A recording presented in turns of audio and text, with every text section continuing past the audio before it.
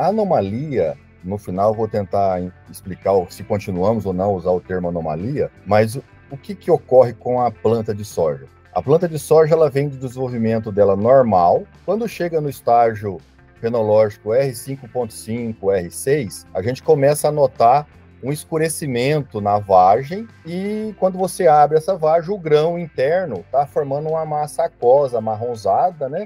Isso aí, conforme o ambiente chuvoso e seco, na alternância do ambiente, favorece demais a evolução do sintoma, esse grão inicia o processo de apodrecimento. E é evidente que todo esse tecido, iniciando o processo de apodrecimento, a vagem também apodrece. E aí é o interessante, né?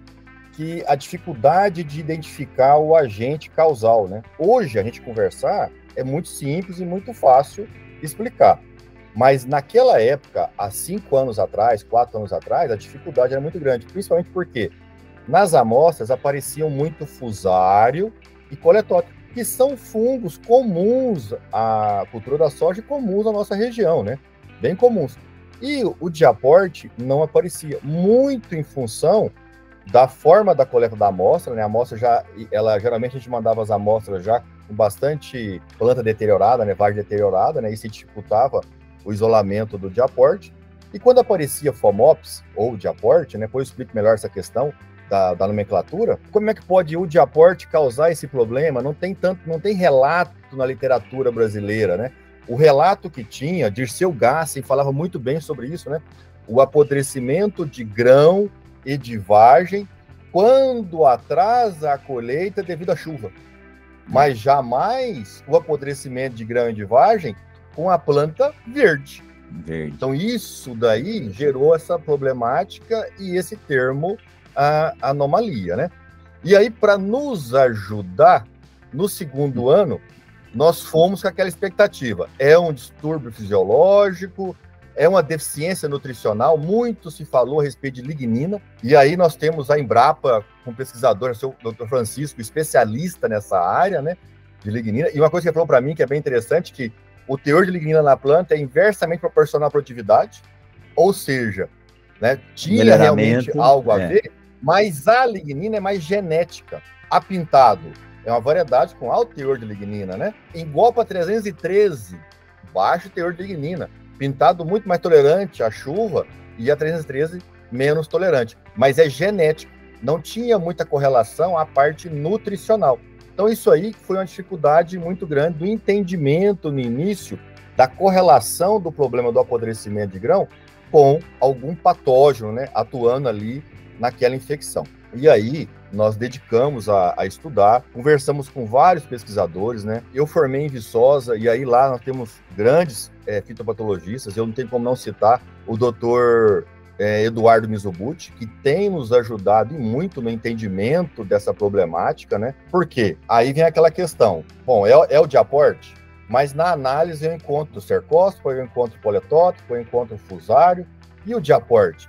E hoje, Rogério, que fica bem claro para nós é o seguinte, o diaporte, e aí as espécies longícula e o Keri, que são as que estão mais envolvidas, ele causa a senescência, né, a necrose inicial naquele tecido.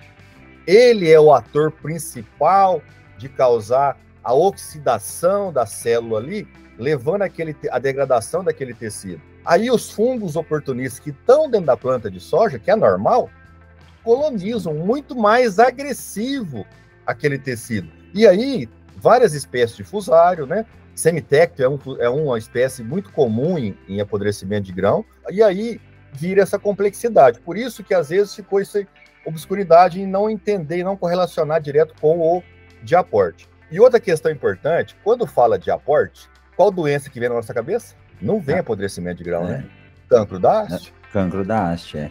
Só que é interessante o seguinte, né? Dentro das espécies do complexo diaporte que ocorre em soja, Rogério, nós temos mais de 1000 espécies de diaporte na natureza, no ambiente. Os diaportes são os fungos, né, os micro-organismos mais importantes para degradação, para decomposição desses restos culturais, para mineralização desses restos culturais. Eles têm que estar lá, né? Hoje, eles faz têm que parte estar lá. da soja. Faz parte do processo. Ele né? faz parte. Na cultura da soja, nós temos hoje registrado no mundo 10 espécies que estão relacionadas a causar doença em soja. O diaporte que causa o cancro da haste, que foi uma doença que, né, dizimou variedades na década de 90, no Cerrado, é a espécie Aspalate, que não ocorre nas nossas análises, não aparece nas nossas análises. Nós temos aí mandando análise a 5 anos, né? Ou seja, as variedades... E eu estou frisando isso porque existe uma grande preocupação do mercado em relação a isso, e uma preocupação correta. As variedades que nós estamos trabalhando hoje são tolerantes, né, ao diaporte Aspalate. Então, não é cancro da haste. O que aconteceu? Espécies, eu diria secundárias. É bem interessante isso aqui. Eu vou fazer uma analogia com praga. Spodoptera era uma praga de milho e de algodão. Com o sistema de produção nosso, sucessão de cultura e a soja envolvida no meio, passou-se a ser uma praga principal na cultura da soja. Diaporte longícula, Diaporte ukeri ou Phomopsis longícula, né? Como queiram falar, depois eu explico melhor essa questão da nomenclatura, mais uma vez, eram espécies secundárias. Jamais levantada a hipótese pelos melhoristas que podia ser uma espécie que poderia causar problema como está causando na cultura da soja no Brasil hoje como um todo, né? Essas espécies, por algum motivo, subiu a população, e aí é bem claro para nós aquela questão do triângulo da doença, né? Inóculo, alto, ambiente extremamente favorável, a variedade não havia preocupação, isso é importante, porque quando fala variedade, vem aquela questão na cabeça da gente, não, a culpa é da genética. Pessoal, isso é uma coisa que eu falo, que eu trabalhei em 2 grandes companhias, né, de genética de soja, na Monsoy e na Pioneer. A genética, ela tá para nos auxiliar, para ajudar, para resolver os problemas, só que ela só consegue fazer isso quando ocorre o problema. Não tem como, né? Não selecionou variedades, resolve esse problema. Mas não ocorria não sabia, esse não problema. tinha, então, né? Não tinha como eu selecionar essas variedades, né? Então, voltamos à questão do triângulo. Inóculo.